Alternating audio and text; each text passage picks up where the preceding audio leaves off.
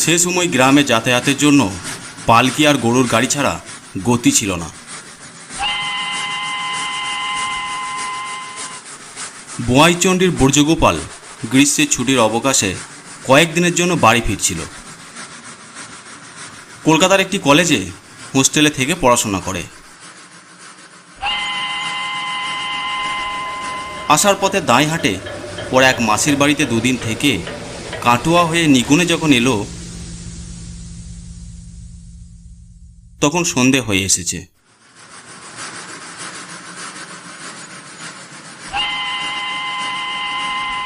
দেশের অবস্থা তখন ভয়াবহ।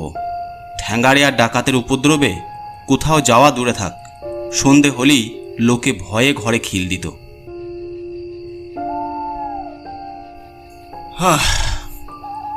এই অবস্থায় একা এত দূর পথে রাতের অন্ধকারে যাওয়া ঠিক হবে না। গ্রামের কোনো গৃহস্থের বাড়িতে আশ্রয় প্রার্থনা করে দেখি, যদি কেউ আশ্রয় দেয়।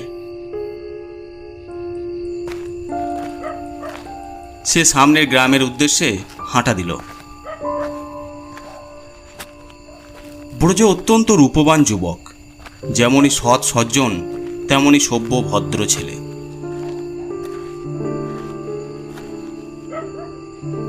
গ্রামের দু তিনটে বাড়িতে আশ্রয় প্রার্থনা করল। না বাবা, সম্পূর্ণ অজানা অচেনা একজনকে আশ্রয় দেওয়া মুশকিল। আমি শুধু রাতটা কাটিয়ে কাল ভোর ভোরই বেরিয়ে যাব। না বাবা, এই রকম আশ্রয় দিয়ে পরে তারা চরম সর্বনাশ করে গেছে। সন্ধে রাতে আশ্রয় নেয় আর মধ্যরাতে দলবল নিয়ে ডাকাতি করে। আমি তোমাকে আশ্রয় দিতে পারবো না বাবা। আচ্ছা ঠিক আছে।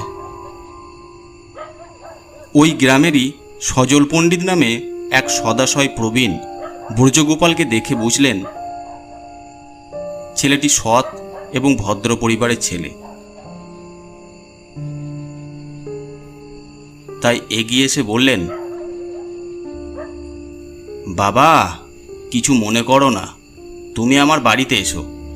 এই গ্রামের মানুষজন অত্যন্ত অতিথি বৎসল, কিন্তু দিনকাল এমনই খারাপ যে কেউ আর অচেনা লোককে ভয়ে ঘরে ঢোকায় না। তবে আমার বাড়িতে তুমি আশ্রয় পেতে পারো। আপনি যে ভালোবেসে আমাকে আপনার বাড়িতে আশ্রয় দিতে চান, এটা জেনে আমি খুব খুশি হলাম। তবে এখন অবশ্য আমার আর কারো আশ্রয়ে থাকার আর কোনো ইচ্ছে নেই, কারণ গ্রামে ঢোকার মুখে যে শিব মন্দিরটা আছে, ওরই দালানে আমি থাকব। আমার একা থাকার পক্ষে ওটা খুবই উপযুক্ত স্থান।